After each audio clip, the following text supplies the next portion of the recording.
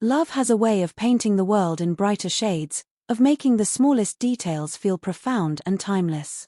For her, it was the comfort of waking up each morning to a message that always seemed to arrive before the alarm rang, simple words that reminded her she was loved. It was the way his voice softened when he spoke her name, the way his hand always found hers in crowded places, as if anchoring her to something safe. She believed, with every fiber of her being, that this was the kind of love people searched their whole lives for but rarely found. Their story began in a place so ordinary it almost felt destined, as though fate had slipped them into the same moment simply because it knew what would follow. He had been charming but not in the rehearsed way most people tried to be.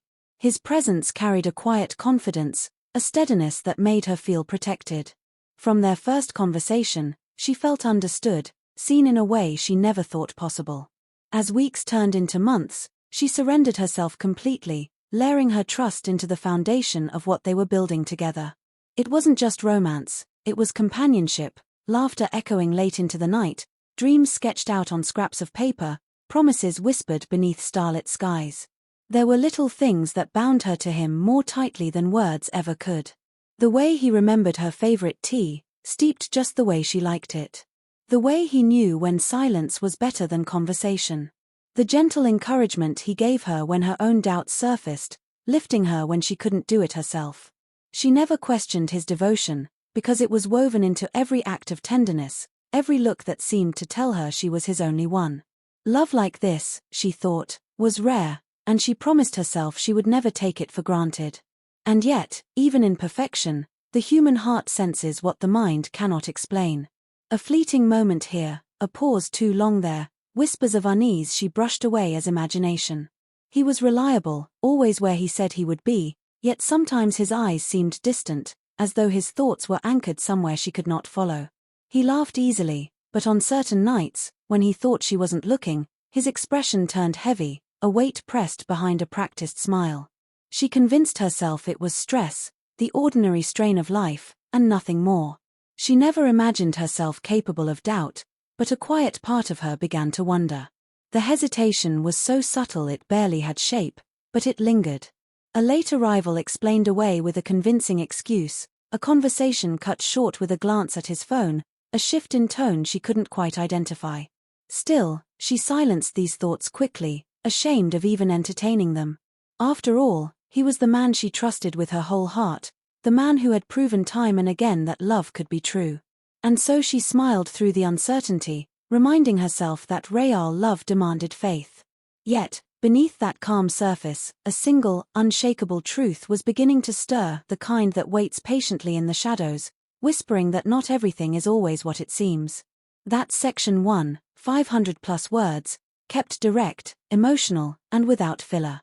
Would you like me to continue with section 2, suspicion and unfolding doubt, in the same style now? The unease began quietly, almost imperceptibly, like the faint ticking of a clock in the distance that grows louder the more one tries to ignore it. She told herself she was imagining things, that love like theirs wasn't meant to be questioned. But little moments began to pile up in the corners of her memory, forming shadows she could no longer dismiss. His phone, once left carelessly on the table, was now always face down. The passcode, which she had never needed before, was suddenly changed. He brushed it off as routine, something about privacy at work, yet the excuse did not soften the tightening in her chest. She noticed other changes too.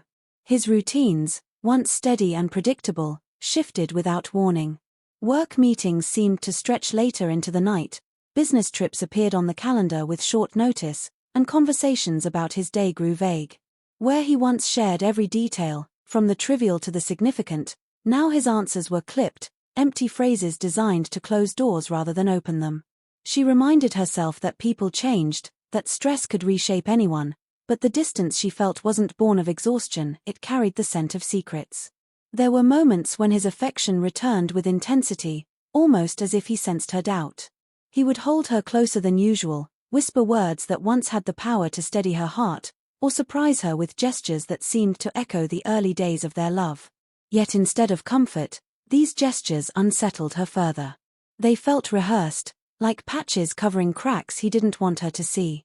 Love, she thought, wasn't supposed to feel this confusing. Love wasn't supposed to leave you awake at night, replaying every detail in search of answers. Her mind became her enemy.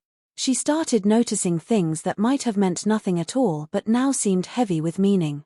The unfamiliar perfume lingering faintly on his shirt, the muted smile he gave while staring at his phone, the late-night shower that came after evenings away. She hated herself for questioning him, hated the feeling of doubt gnawing at her trust, but the human heart can only ignore its instincts for so long. The worst of it was the silence. He had always been her confidant, her safe place, the person she turned to when the world felt too heavy. But lately, when she reached for him, there was only distance. His responses were careful, his laughter forced, and when she looked into his eyes, she saw walls where there used to be windows. It was as though he was present in body but living somewhere else entirely. One evening, as she gathered his shirt from the back of a chair, she noticed something her mind couldn't dismiss. A faint mark, a shade of lipstick that was not hers, brushed across the collar. For a moment she froze, her breath trapped, her heart thundering in her ears. Logic tried to intervene, maybe it was nothing, maybe she was reading too much into it, but the whisper of unease that had followed her for weeks now roared into certainty. She folded the shirt quietly, her hands trembling, her world tilting.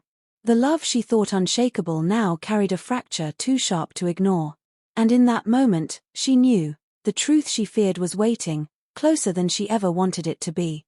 Here's section 2, 500+ words.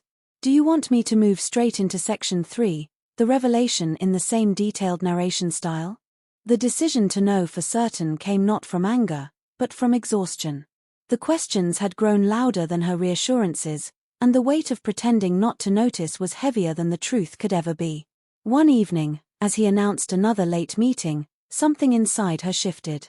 She smiled as though she believed him, but when the door closed behind him, she followed. Her hands trembled on the steering wheel, her breath shallow, as if she were stepping into a place she had promised herself never to go. The city lights blurred past, each one pulsing against her chest like a warning. She told herself she would turn back, that she didn't want to become the kind of person who doubted the man she loved. But love had already been bruised, and trust had already begun to crumble. She parked a street away and waited, her eyes locked on the entrance of the restaurant he had mentioned vaguely the week before. Minutes stretched painfully until at last, she saw him. Not alone. He walked with someone, her arm looped through his, her laughter rising easily into the night air. They looked comfortable, too comfortable for colleagues, too familiar for strangers.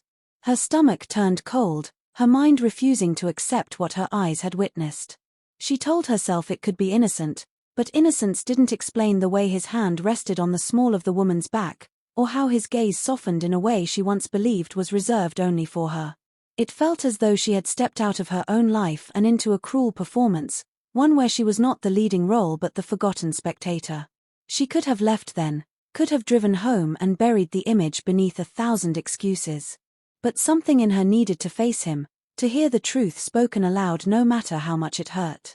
When he returned later that night, carrying the scent of perfume she didn't wear, she asked quietly where he had been. His answer was quick, too quick, a reflex polished by practice. The denial in his voice cut deeper than the betrayal itself. Her hands shook as she pressed further, the questions tumbling out, each one striking him like stones. At first, he deflected, irritation rising in his tone, as though her doubt was the true betrayal. But when she spoke the details, where she had seen him, with whom, and how he had touched her, his silence became the loudest answer of all. His shoulders slumped, his eyes dropped, and in that broken posture she found confirmation. The words that followed shattered everything. He admitted what she feared, not with regret but with a weariness that made her wonder how long he had been living this double life. The other woman was not a fleeting mistake, not a moment of weakness, it was something ongoing, deliberate, concealed beneath layers of lies. And then came the secret that cut her deepest. This was not new. He had been seeing her long before their vows, long before their promises of forever. The room spun around her, each memory of their love redefined in an instant. Every kiss, every whisper, every shared dream now felt like a thread in a carefully woven illusion. She couldn't breathe, couldn't speak, as though the ground beneath her had disappeared. The man she had trusted with her soul, the man she thought she knew, was not who he claimed to be. When she finally found her voice, it was raw, broken, but steady enough to speak the truth. She had loved someone who never truly existed. And in that moment, her world split into two, the life she thought she had, and the reality she could no longer deny. That's section 3, 500 plus words. Would you like me to go ahead and write the final section 4, aftermath and closure now? Silence filled the spaces where laughter once lived. The house, once a sanctuary, now felt like a stage where every object mocked her, frames on the wall, notes left in drawers, promises etched into years that no longer belonged to her. She moved through the rooms in a daze, touching things that once held meaning, feeling them slip into nothingness. Nights became heavier, each one pressing down with memories that refused to let her rest. She had not only lost him, she had lost the version of herself who believed in him without question. The days that followed blurred together, each one colored by grief. She replayed the confrontation again and again, searching for a detail that might rewrite the ending, something that could turn betrayal back into misunderstanding. But the truth remained, sharp and unyielding. He had chosen another life, and he had chosen it long before she discovered it. That knowledge was a wound that would never fully close, but it was also the beginning of her clarity. She realized she had been clinging to an illusion, holding tight to a man who had perfected the art of pretending. She allowed herself to cry, not quietly but with the force of everything she had held in.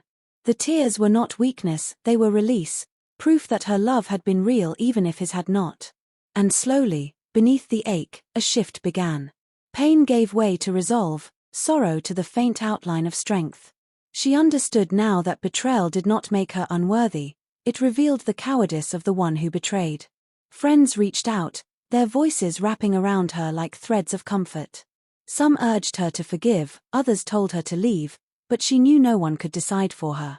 The choice was hers alone, to stay shackled to lies or to walk away into an uncertain but honest future. At first, the thought of leaving terrified her.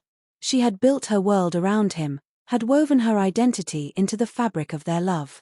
But then she asked herself a question she had been avoiding: what was left to hold on to? The answer was painful, but it was also liberating. She began to reclaim the small rituals that once defined her joy. Morning walks returned, not with his hand in hers, but with her own steady stride. She made her favorite tea, this time for herself alone, and tasted freedom in the warmth of the cup. Slowly, she began to see that the end of her story with him was not the end of her story at all. One evening, standing by the window, she whispered the words she had been too afraid to say aloud: "I deserve more than lies." The power of that truth settled in her bones, a reminder that healing does not mean forgetting, but choosing to live beyond the wound. She did not yet know what the future held, but for the first time in weeks, she felt something close to peace. Sometimes, the person you love isn't who you think they are. Sometimes, the greatest betrayal reveals the greatest truth, that survival is not about holding tighter to what breaks you, but about finding the courage to let go.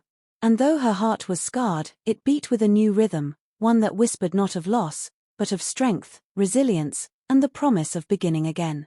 Here's section 4, 500 plus words, completing your full 2,000-word faceless infidelity story script. Do you want me to polish all 4 sections into a single seamless narration script, ready to use without breaks, or keep them in separate parts for easier video adaptation?